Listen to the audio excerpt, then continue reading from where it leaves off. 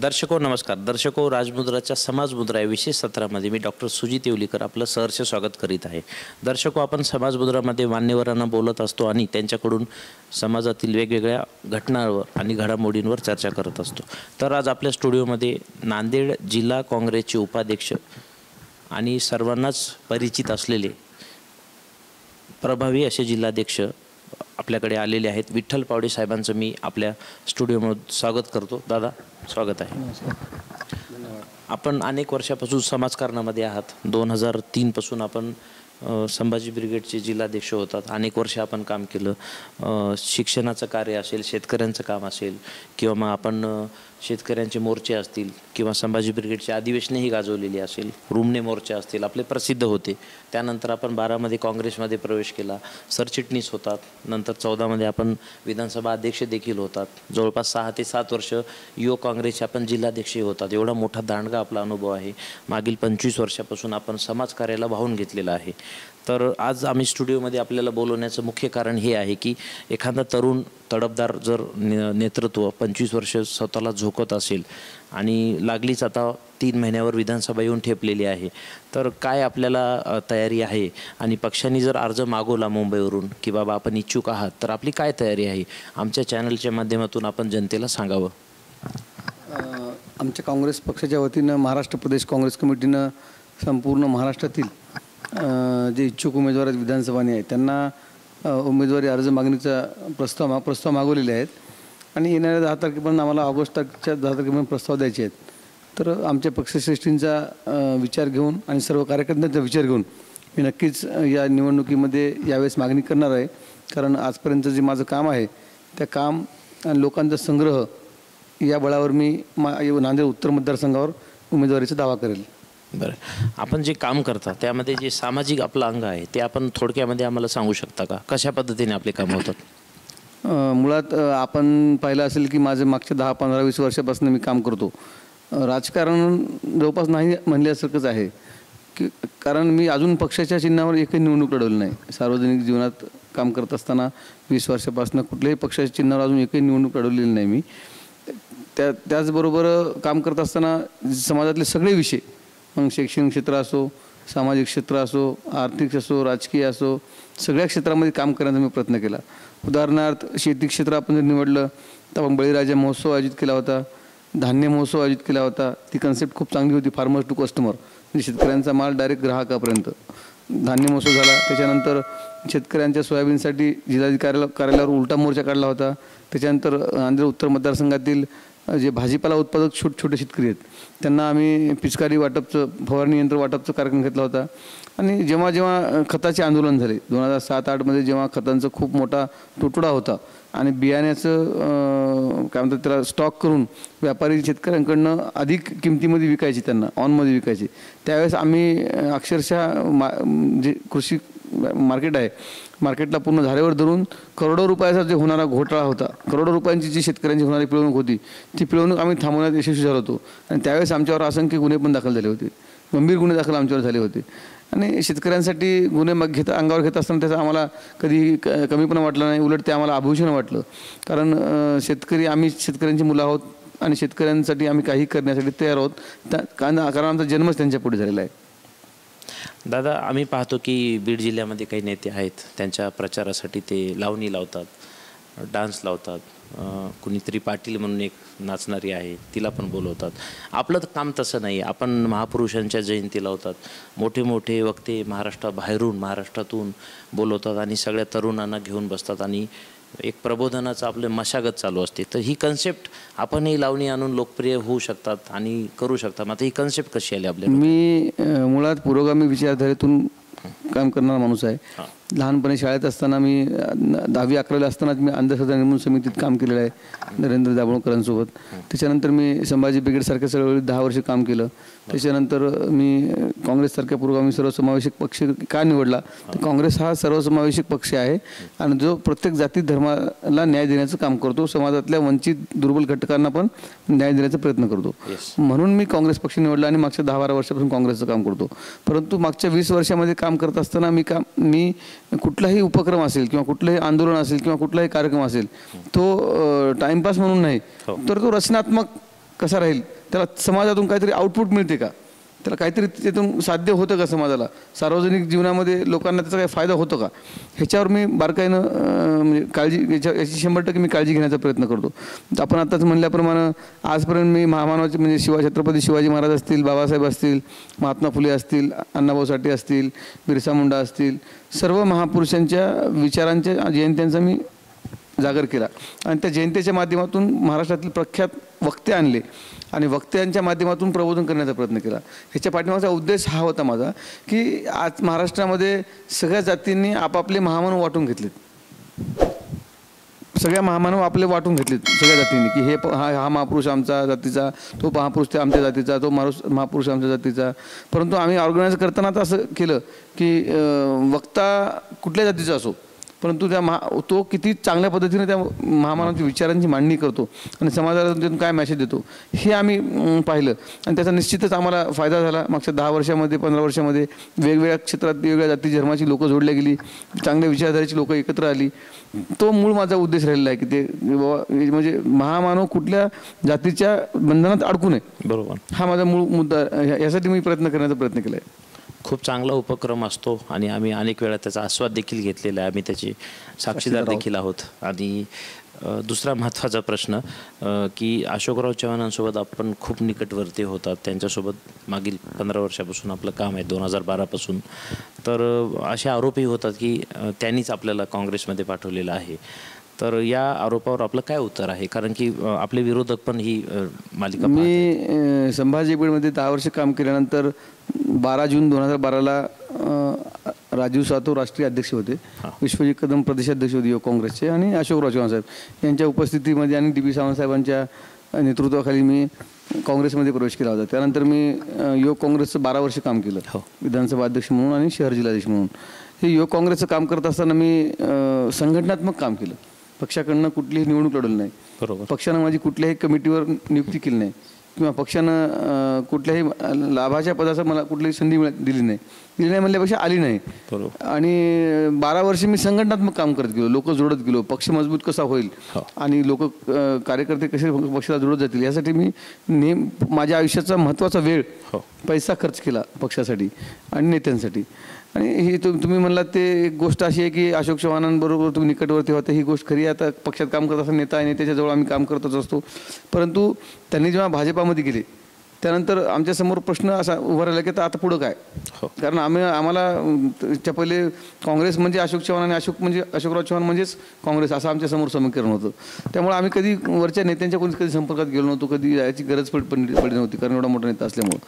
त्यामुळं एक खूप मोठा प्रश्न आमच्यासमोर पडला. त्या द्विधा मनस्थितीमध्ये आम्ही काही दिवस थोडंसं न्यूट्रल होतो, परंतु त्याच्यानंतर आम्ही विचार केला की आपण भाजप हा जातीवादी पक्ष आहे, धर्मांध पक्ष आहे, भक्तांची संख्या वाढवणारा पक्ष आहे आणि सतत समाजामध्ये काहीतरी विद्वेष पसरवत राहणं, त्यांची विचारधाराच लहानपणापासून, आत्तापासून नाही लहानपणापासूनच भाजपाची विचारधारा ही मला आवडलेली नाही आहे. मुळात यापूर्वी पण मला भाजपकडनं संध्या आल्या होत्या, परंतु मी त्या संध्या नाकारल्या, फक्त कशामुळं, विचारधारेमुळं.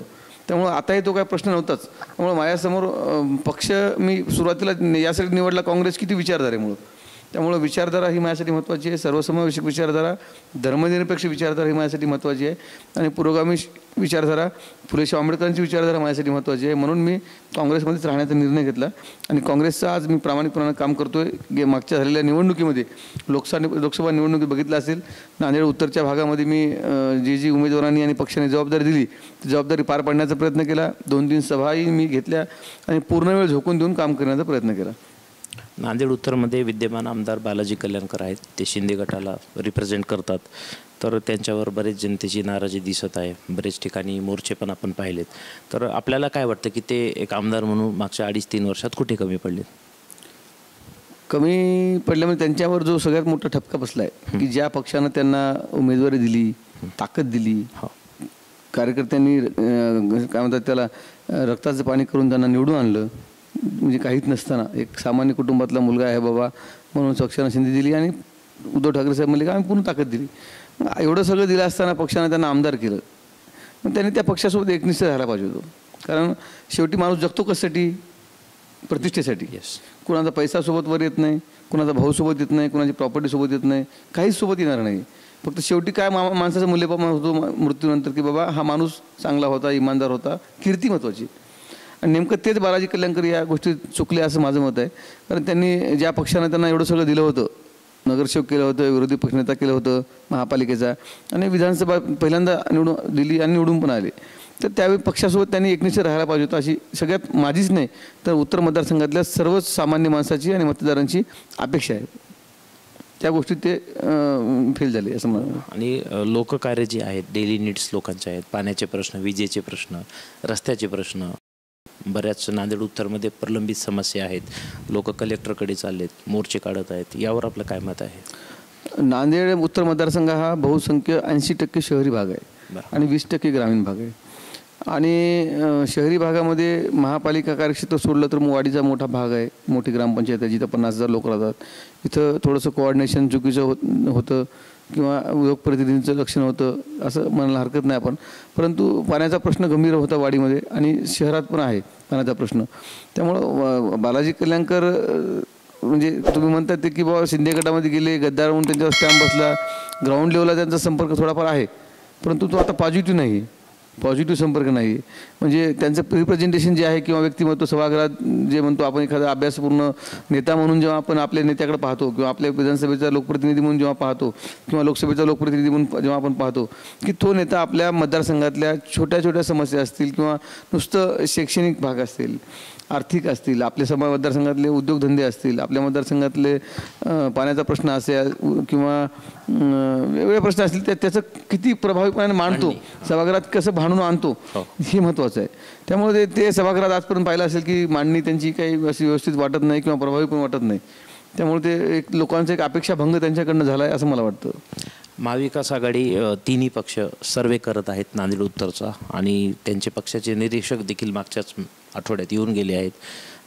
महाविकास आघाडीमध्ये जर काँग्रेसला जागा निघाली तर आपण तिथून इच्छुक आहात का? मुळात हा मतदारसंघ काँग्रेसला खूप सकारात्मक आणि पॉझिटिव्ह आहे. कारण जेव्हा नांदेड शहरामध्ये एकच मतदारसंघ होता आणि 2009ला जेव्हा 2 मतदारसंघ झाले, उत्तर आणि दक्षिण, त्यावेळेस उत्तरमधून काँग्रेसचे 10 वर्षे म्हणजे 2 टर्म आमदार काँग्रेसच राहिलेला आहे. आणि मागच्या वेळेस मताच्या डिवायडेशनमुळे म्हणजे वंचितनं खूप मतदान खालं आणि MIMनं खूप मतदान खालं आणि त्यामुळं काँग्रेसची थोडी ताकद कमी पडली आणि बालाजी कल्याणकर थोड्या मताने निवडून आले. शिवसेनेची जागा थोड्या मताने निवडून आली, परंतु त्यावेळेस त्यांच्यासोबत भाजपाची खूप मोठी ताकद होती. त्यावेळेस शिवसेनेची ताकद होती नाही अशी गोष्ट नाही, पण भाजपची पण खूप मोठी ताकद होती. आणि आजची जर परिस्थिती पाहिली आपण, आजच्या परिस्थितीमध्ये मागच्या लोकसभेला नांदेड उत्तर मतदारसंघातून 40,000ची मताधिक्य आहे. आणि हे मताधिक्य पाहिलं असताना किंवा एकंदरीत कार्यकर्त्यांची, काँग्रेसच्या कार्यकर्त्यांची जर फळी पाहिली आपण प्रत्येक गावामध्ये किंवा शहरातल्या प्रत्येक प्रभागामध्ये, नगरसेवक इथले काँग्रेसचे सर्वाधिक होते, जिल्हा परिषद सदस्य इथं 2 सर्कल आहेत, दोन्ही काँग्रेसेस होते, 35 नगरसेवक काँग्रेसचे होते उत्तर मतदारसंघामध्ये, 35 नगरसेवक, 2 जिल्हा परिषद सदस्य, 3 पंचायत समित्या, 3 मार्केट कमिटी सदस्य, म्हणजे सगळेच जवळपास स्थानिक स्वराज्य संस्थेमधले पदं जे आहेत ते काँग्रेसच्या ताब्यात आजपर्यंत मागच्या 10-15 वर्षात राहिलेले आहेत, फक्त आमदार पद सोडलं तर.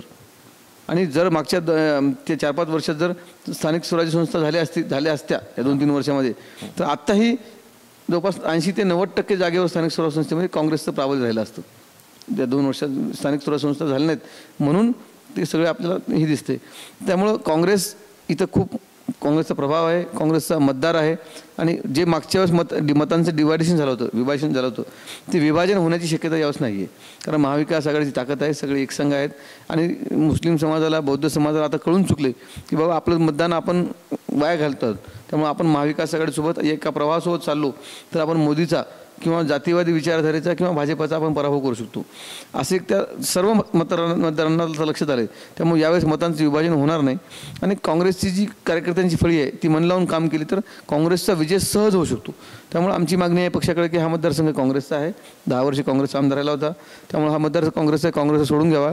आणि जर सुटला तर पक्षाकडं आमची विनंती असणारच आहे की बाबा 20 वर्षापासून एका निष्ठेनं काम करतोय आपण काँग्रेस पक्षाचं, 10-12 वर्षापासून, त्याच्या पहिले सामाजिक कार्य 10 वर्ष, तर एक शिकलेला कार्यकर्ता म्हणून किंवा इथला भूमिपुत्र म्हणून पक्षानं आपल्याला संधी द्यावी, जेणेकरून माझं जे स्वप्न आहे की मला म्हणजे सत्तेसाठी मला पद नको आहे कुठल्या गोष्टीचं. आजपर्यंत तुम्ही कोणाला मतदारसंघात विचारलं तर मी कधीच कुठलं पद मिळावं म्हणून काम केलं नाही किंवा कुठली निवडणूक डोळ्यासमोर आहे म्हणून काम केलं नाही.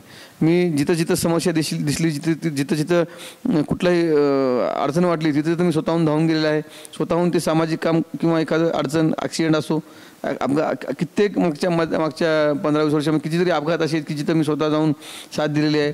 मागच्या कासाखेड्याला आसना नदीला पूर आला होता, त्यावेळेस पण आम्ही जिथं अडकलेल्या लोकांना बाहेर काढणे, वाहून गेलेल्या लोकांना जे डेथ बॉडी ते शोधण्यासाठी रात्रंदिवस आम्ही काम केले. कोरोना काळातलं जर आपण काम बघितलं तर कोरोना काळामध्ये अक्षरशः घराच्या बाहेर निघायला कोणतं तयार नव्हतं. त्या काळामध्ये आम्ही इतके उपक्रम राबवले. एकतर 1000 लोकांना आम्ही राशन किट वाटप केले. त्याच्यानंतर आर्सेनिक, जेव्हा कोरोनावर औषध नव्हतं त्यावेळेस WHO सांगितलं की आर्सेनिक अल्बम 30 औषध तोपर्यंत घ्या. आम्ही 10,000 लोकांना आर्सेनिक अल्बम 30चं औषध वाटप केलं. जेव्हा घराच्या बाहेर कोणीच निघायला तयार नव्हतं त्या काळामध्ये जर डिलिव्हरीच्या पेशंटला रक्ताची गरज पडली तर रक्त द्यायचं कोणी? हां, कारण डिलिव्हरी तर रुकत नाही, त्या डेट आलेली असती. त्यामुळे अशा पेशंटला रक्त देण्यासाठी आम्ही एक संकटकाळी माझं योगदान म्हणून उपक्रम राबवला आणि त्या उपक्रमाअंतर्गत आम्ही 250 रक्तदात्यांकडनं डोनेशन करून घेतलं, रक्तदान शिबिर घेतलं आम्ही आणि त्याची खूप मोठा त्याचा फायदा झाला त्या रुग्णांसाठी. त्याच्यानंतर कोरोना काळातलं दुसरं काम म्हणलं तर आम्ही लोकांचं तर लसीकरण चालूच होतं. अँटीजेन रॅपिड टेस्ट कॅम्प होता, तो कॅम्प घ्यायला कुणीच तयार नव्हतं. महापालिकेचा नाकामध्ये काडी घालून ते जे लोकांमध्ये प्रचंड भीतीदायक होती. तो महापालिकेचा पहिला कॅम्प आम्ही इथं अहमदनगरला घेतला. कोरोना काळात जे इंजेक्शन लागत होते लोकांना, ते इंजेक्शनचा पुरवठा करण्याचं काम केलं. रुग्णांना घरी रुग्ण पेशंटमध्ये हॉस्पिटलमध्ये पोहोचवण्याचं काम केलं. त्याच्यानंतर राहुल गांधी यांच्या मतदारसंघातील वायनाडू मतदारसंघातील बरेचसे कामगार विद्यार्थी अडकलेले होते नांदेडमध्ये. त्यांना आम्ही शासन स्तरावर पाठपुरावा करून ST महामंडळाकडे पाठपुरावा करून त्यांना इथून जाण्याची व्यवस्था करून देण्याचं काम केलं. हे अशा अनेक गोष्टी आहेत. एवढंच नाही तर माणसाचं तर लसीकरण केलं, परंतु आमच्या नांदेड उत्तर मतदारसंघातल्या 2-2 हजार जनावरांचं लसीकरण आम्ही कोरोनाच्या काळात 2 वेळेस करून घेतलं. जो लंपीचा आजार आला होता, लंपी, त्यामुळे 2 वेळेस जनावरांचं लसीकरण केल्यामुळे आमच्या उत्तर मतदारसंघामध्ये लंपीचे आजार पेशंटच सापडले नाही. जनावरच झालं, लंपीचा आजार झाला नाही जनावराला. ही एक अचिव्हमेंट आहे. म्हणजे सांगायचा उद्देश एवढाच आहे की मी जे काम करण्याचा प्रयत्न करतो त्याचा काही ना काहीतरी प्रत्यक्ष लाभ झाला पाहिजे. एक नुसता इव्हेंट किंवा एक काहीतरी उपक्रम केला असं नाही, त्याचा काहीतरी लाभ झाला पाहिजे, तो साध्य झाला पाहिजे जनतेला. हा माझा हे असतो, प्रयत्न असतो. अशोक चव्हाण साहेबांच्या नेतृत्वामध्ये आपण काम केलेलं होतं. बूथपर्यंत कसं काम करावं त्यांची ट्रेनिंग आपल्याला होती, ते त्याच्यामध्ये मास्टर होते आणि ती मास्टर की आपल्याला हासिल झाली 12 वर्षामध्ये. तर हीच मास्टर की आपण लोकसभेचा विजय होण्यासाठी वापरली का? त्यांच्या ट्रेनिंगमध्येच आपण होतात आणि हा विजयश्री कसा खेचून आणला? कारण आपल्याकडे मोठं पद होतं, लोकसभेची जबाबदारी फार 15 दिवसच होते फक्त, ती कशी आपण पार पाडली? प्रत्येकाची काम करण्याची पद्धत आणि शैली ही वेगळी असते. ते खूप मोठे नेते आहेत, त्यांची आपण बरोबरी करू शकत नाही. परंतु उत्तर मतदारसंघापुरतं आम्ही विचार केलात तर आम्ही हे इलेक्शन आम्ही तर खूप परिश्रम घेतले, मेहनत घेतली. मी एकट्यानंच नाही तर का पक्षाच्या प्रत्येक कार्यकर्त्यांनी घेतली, महाविकास आघाडीच्या प्रत्येक कार्यकर्त्यांनी घेतली, राष्ट्रवादीच्या, शिवसेनेच्या. परंतु त्याचबरोबर जनतेनं सुद्धा ही निवडणूक हातात घेतली होती. कारण जनतेला एकतर जनतेचा महाविकास आघाडी युती सरकारवर खूप राग होता. कारण त्यांनी जे घोषणा दिल्या होत्या की 15 लाख रुपये देऊ, नोटाबंदी, GST, त्यामध्ये जनता खूप भरडून गेली होती. महागाई एवढी वाढली, पेट्रोलचे दर, सगळ्या गोष्टींचे, गॅसचे दर, डाळीचे दर, सगळ्या गोष्टी, त्याच्यामुळे खूप जनता आधी भरडली होती. त्याच्यानंतर मग त्यांनी भाजपचं जे राजकारण मागच्या 5 वर्षामध्ये फोडाफोडीचं राजकारण, ह्याची ब्लॅकमेलिंग, त्याची ब्लॅकमेलिंग, ED चौकशी वगैरे, त्याच्यामध्येच अशोक चव्हाण साहेब त्याची बळी ठरले असं चर्चा आहे. कशामुळे गेले आम्ही सांगू शकत नाही, पण त्याची बळी ठरले असं आम्हाला वाटतं की बाबा त्या भीतीपोटी गेले असतील ते. परंतु जनतेला ह्या गोष्टीत राग आला, चीड आलेली होती प्रचंड त्या जनतेला. त्यामुळं जनतेनं निवडणूक हातात घेऊन एक भाजपाला एक धडा शिकवायचा म्हणून त्यांनी ही निवडणूक हातात घेऊन काँग्रेसच्या पाठीशी राहिली ठामपणाने आणि आमच्या मेहनतीला त्यांनी साथ दिली. आपण सांगितलेला एकही मुद्दा भाजप मान्य करत नाही. भाजपचा असा आरोप आहे की चुकीचा नॅरेटिव्ह विरोधी पक्षांनी मांडला होता की हे लोक संविधान बदलणार आहेत. या नॅरेटिव्हमुळे लोक घाबरले आणि त्यांनी काँग्रेसला निवडून दिलं, असं भाजपचं म्हणणं आहे. आपलं काय मत आहे? चुकीचे नॅरेटिव्ह वापरण्याचं कारण नाही. त्यांचं जो 400 पारचा नारा होता तो कशासाठी होता? म्हणजे त्यांचा जो ओव्हर कॉन्फिडन्स होता, अहंकार जे म्हणतो आपण मध्यंतरी पाहिलं असेल की मोदीजींनी मागच्या 10 वर्षांमध्ये एकही पत्रकार परिषद घेतली नव्हती का? उत्तरदायी नाही का मग पंतप्रधान देशाच्या नागरिकांचा? म्हणजे आणि कुठलाही निर्णय त्यांनी लादण्याचा प्रयत्न केला. जनतेचा, शेतकऱ्यांचा, आपण हरियाणा आणि पंजाबच्या शेतकऱ्यांचं आंदोलन पाहिलं असेल, ते लोकांनी डोळ्यांनी पाहिले ना. त्या शेतकऱ्यांचे काय हाल झाले दिल्लीच्या बॉर्डरवर, किती लाठीचार्ज झाला, किती लोक मेले तिथं, हे अख्ख्या देशाने पाहिलेलं आहे. नॅरेटिव्ह होण्याचा विषयच नाही. त्यांना संविधान मुळात भाजप हा पक्ष RSSच्या विचारधारेवर चालतो आणि RSS ही मनुस्मृतीच्या विचारधारेवर चालते आणि त्यांचा अजेंडाच RSSचा आणि भाजपाचा असा आहे की त्यांना हिंदू राष्ट्र करायचं आणि बहुसंख्याक या देशात हिंदू आहेतच, त्यात काही वादच नाही. त्यामुळं याचा अर्थ असा नाही की आपण इतर धर्मांना कमी लेखावं किंवा इतर धर्मावर अन्याय करावा, इतर धर्माचं शोषण करावं, परंतु त्यांचा अजेंडाच असं इतर धर्मांच्या विरोधात राहिलेला आहे. त्यामुळे त्यांना संविधान ही जी आहे त्यांना मान्य नाही. त्यांची विचारधारा आहे, त्यांची ती विचारधारेच्या नुसार देश चालला पाहिजे अशी त्यांची धारणा आहे. त्यामुळे ते नॅरेटिव्ह होण्याचं कारणच नाही, ते सुरुवातीपासून लोकांना माहीतच आहे. त्याचबरोबर भाजपाचे नेत्यांचं किंवा खासदारांचं आपण बघितलं असेल मीडियाच्या माध्यमातून की वारंवार त्यांची जी भाषा होती ती संविधान बदलण्याची भाषा होती. त्यामुळे ती लोकांमध्ये एक अस्वस्थता निर्माण झाली की बाबा हे काय करतायत की म्हणजे आणि 400 पारचा नारा आणि त्यांचे वाक्यामध्ये साम्यता दिसत होती. त्यामुळे लोकांमध्ये एक भीती निर्माण झाली की ही लोकशाही संपून हुकुमशाहीकडे देशाची वाटचाल करत आहेत. त्यामुळे लोकांनी त्यांना धडा शिकवायचा प्रयत्न केला, म्हणजे शिकवायचं ठरवलं आणि महाराष्ट्रात तरी बऱ्यापैकी त्यांना धडा बसलेला आहे. अजून एक महत्त्वाचा प्रश्न तयार होतो की आपण संभाव्य उमेदवार आहात आणि आपला 25 वर्षाचा या नांदेड उत्तरचा अनुभव आहे, युवक जिल्हाध्यक्ष म्हणून आणि आता आपण उपजिल्हाध्यक्ष पण आहात. तर हा प्रश्न होतो की नांदेड उत्तरमध्ये कोणता विकास हा अजूनही प्रलंबित आहे, नंबर 1. नंबर 2, अशी आपल्याकडे काही ब्लूप्रिंट तयार आहे का की आपल्याला नांदेड उत्तर हे अतिशय चांगलं वाटेल, यावर आपलं काय मत आहे? नांदेड उत्तर मतदारसंघ थोडा तसा छोटा आहे, भौगोलिक दृष्ट्या आपण जर पाहिलं तर छोटा मतदारसंघ आहे नांदेड उत्तर. परंतु नांदेड उत्तर मतदारसंघाचा विकास म्हणजे आपण कोणत्या अँगलनं पाहतो विकास, आपली भाषा किंवा व्याख्या विकासाची काय आहे? नुसते रस्ते झाले म्हणजे विकास आहे का, किंवा लाईट लावले म्हणजे विकास आहे का? ते तर नाहीतच. मतदारसंघामध्ये रस्ते तर 50% नाहीतच. आपण रोज बातम्या वाचतो की 50 कोटीचं उद्घाटन झालं, 100 कोटीचं उद्घाटन झालं. उद्घाटनाचे होत आहेत, म्हणजे ते कामच होत नाहीत. का होत नाहीत माहीत नाही. मागच्या 6 महिन्यापूर्वी काबरानगर ते वाडीत रस्त्याचं उद्घाटन झालं, अजून काम झालं नाही. आणि दुर्दैव सांगतो तुम्हाला, मालेगाव रोडचा जो आसना पूल आहे, आसन्या पुलाचं नारळ स्वतः मुख्यमंत्र्यांनी फोडलं, मुख्यमंत्र्यांनी. आणि मुख्यमंत्र्यांनी नारळ फोडून 1.5 वर्ष झाले असं जवळपास. अजूनही त्या पुलाचं काम सुरू झालं नाही मुख्यमंत्र्यांनी. आम्ही जेव्हा परत मुख्यमंत्री आले होते 1 वर्षानंतर नारळ फोडल्यानंतर, तेव्हा आम्ही मुख्यमंत्र्यांच्या ताफ्यामध्ये किंवा त्याच पुलावर त्यांना आठवण करून देण्यासाठी युवक काँग्रेसच्या वतीनं नारळ फोडो आंदोलन केलं होतं मुख्यमंत्र्याचं आठवण करून देण्यासाठी. परंतु तरी त्यांना काही फरक पडला नाही, अजूनही त्या कामाची सुरुवात झालेली नाही. मग ज्या कामाची वर्कआउटरच नाही, ज्या कामाचं अजून तुमच्याकडे काही इस्टिमेटच नाही, नारळ मुख्यमंत्री स्वतः फोडतात. कशासाठी फोडतात? मग ही लोकांची फसवणूक नाही का? तो एक मुद्दा आहे. त्याच्यानंतर उत्तर मतदारसंघामध्ये अख्ख्या महाराष्ट्रातून, उत्तर मतदारसंघ हा एज्युकेशन हब आहे, अख्ख्या महाराष्ट्रातून इथं विद्यार्थी येतात इंजिनिअरिंगसाठी, मेडिकलसाठी. मग त्यांच्या सवलतींसाठी किंवा ते येतात म्हणजे आपल्याला रोजगार देऊन जातात. नांदेडमध्ये येतात म्हणजे कुठेतरी खरेदी करतात, कुठेतरी जेवण करतात, कुठेतरी रिचार्ज मारतात, कुठेतरी राहतात, कुठेतरी कपडे खरेदी करतात, निवासाचे. म्हणजे कमीत या इथे येणाऱ्या 10,000 20,000 विद्यार्थ्यांमुळं इथल्या लोकांना रोजगार मिळतो. मग ते अधिकाधिक विद्यार्थी इथे यावेत, त्यांच्या सुरक्षेसाठी आपण काय केलं आहे,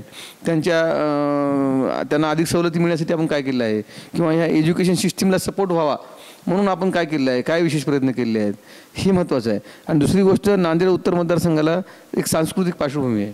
खूप मोठे मोठे साहित्यिक इथं होऊन गेलेत. नरद कुरुंदकर असतील, सुधाकरराव डोफळे साहेब असतील, दत्ता भगत सर आता आहेत, की मोठे साहित्यिक मंडळी इथं राहतात. जगदीश कदम सर आहेत, श्रीकांत देशमुख सर आहेत, अशी मोठी साहित्यिक मंडळी आमच्या भागात राहते. किंवा इथं खूप सांस्कृतिक कार्यक्रम पण इथं आतापर्यंत संपन्न झालेले आहेत. मग त्या सांस्कृतिकचा वारसा जपण्यासाठी कधी काही प्रयत्न झालेत का राजकीय व्यक्तिमत्वाकडनं, हे आपल्याला दिसून येत नाही. एखाद्या मतदारसंघाचा विकास म्हणजे आपण काय पाहतो की बाबा तिथं MIDC आहे का, तिथं रस्ते झालेत का, तिथं लाईट झालेत का, तिथं पुलं झालेत का, चकाचक गेलं की बघ एवढाच विकास पाहतो, रस्ते याच्या इतकंच नाही. परंतु शेतकऱ्यांना, तिथल्या युवकांना परमनंट, म्हणजे इथे एखाद्या आमदारांनी एखादी, जशी पश्चिम महाराष्ट्रामध्ये पतसंस्था आहेत गावागावामध्ये, पश्चिम महाराष्ट्रामध्ये गावागावात दूध डेऱ्या आहेत, गावागावात छोटे छोटे उद्योग आहेत, शेतीवर अवलंबून असलेले गृहउद्योग आहेत. तसे उद्योग व्हावेत किंवा वाढावेत यासाठी कुठलंही राजकीय इथले लोकप्रतिनिधी जे आहेत ते म्हणजे पुढाकार घेऊन किंवा मनातून प्रयत्न करताना दिसून येत नाहीत. एक महत्त्वाची गोष्ट. दुसरी गोष्ट, इथला सांस्कृतिक वारसा जतन करून त्याला अधिक बळ देण्यासाठी किंवा आणखी महाराष्ट्रात नाव होण्यासाठी किंवा नवीन कलावंतांना आपण थोडंसं सपोर्ट केला पाहिजे, मदत केली पाहिजे, ह्यासाठी कोणी प्रयत्न करताना दिसून येत नाही किंवा त्याच्यावर कोणी बोलत बी नाही किंवा त्याचा कोणाला गंध बी नाही. स्थानिक पुढाऱ्यांना. त्याच्यानंतर मी जे बोललो आता की बाबा काय बोलायचं, दुसरा विषय काय म्हणलो तुम्ही, शैक्षणिक इथल्या सुविधांना सपोर्ट करण्यासाठी कुठला लोकप्रतिनिधी प्रयत्न करत दिसला का तुम्हाला आजपर्यंत? किंवा नांदेड शहरामध्ये हे नीटनेटकं राहिलं पाहिजे, शहर स्वच्छ राहिलं पाहिजे, हे दिसलं का कोणी आतापर्यंत? नांदेड शहरातला मुख्य ऑक्सिजन वाहिनी जी आहे की रोज सकाळी 25,000 ते 50,000 लोक सकाळी ऑक्सिजन घेण्यासाठी स्वच्छ कॅनल रोडला फिरण्यासाठी येतात. हा कॅनल रोड उत्तर मतदारसंघामध्ये 5 किलोमीटरचा आहे आणि सकाळी 50,000 लोक या कॅनल रोडवर सकाळी फिरायला येतात. तर ह्या कॅनल रोड स्वच्छ राहावा यासाठी कोणी लोकप्रतिनिधी कधी प्रयत्न करताना दिसला का? आम्ही प्रयत्न केले. जेव्हा या कॅनल रोडवर दुर्गंधी झाली, कचराचे ढिगारे झाले, आम्ही 2 वेळेस लोकांच्या सहभागातून स्वखर्चानं आम्ही 2 वेळेस स्वच्छता अभियान केलं आणि त्यांना शासनाला दाखवून दिलं की बाबा हे तुमचं काम आहे, तुम्ही करा. पण तरी काही फरक पडला नाही. त्याच्यानंतर आम्ही या रोडला 5 किलोमीटर अंतरावर या रोडला आम्ही वृक्षारोपण केलं 2019मध्ये. एक झाड माझे अभियान हा उभा करून राबून 5 किलोमीटर वृक्षारोपण केलं रस्त्याच्या दुभाजकामध्ये. नुसतं वृक्षारोपण केलं नाही तर त्याची 4-5 वर्षे आम्ही टँकरनं पाणी टाकून जतणूक केली, त्याचं संरक्षण केलं, त्याला वाढवले झाडं. आज ते झाडांची तुम्ही उंची पहा, 30-40 फुट झाडं झालेली आहेत आणि त्या रस्त्याचं एक खूप छान त्या रोडला एक गेटअप आलेला आहे. म्हणजे ते झाडं सावली देतील, ऑक्सिजन देतील, त्या सौंदर्य वाढलं आपल्या शहराचं आणि त्याच्यामुळे निश्चितच वाढलेलं आहे. हे आमच्या ग्रुपच्या वतीने आम्ही केलेलं आहे एक सामाजिक कार्य म्हणून. ह्याच्यामध्ये किती शहराचा फायदा आहे मतदारसंघाचा, परंतु हे कुठला लोकप्रतिनिधी करताना दिसतोय का? काहीतरी कुठंतरी वृक्षारोपण करायचं, फोटो काढायचे, एक फक्त उपक्रम म्हणून करताना दिसतात.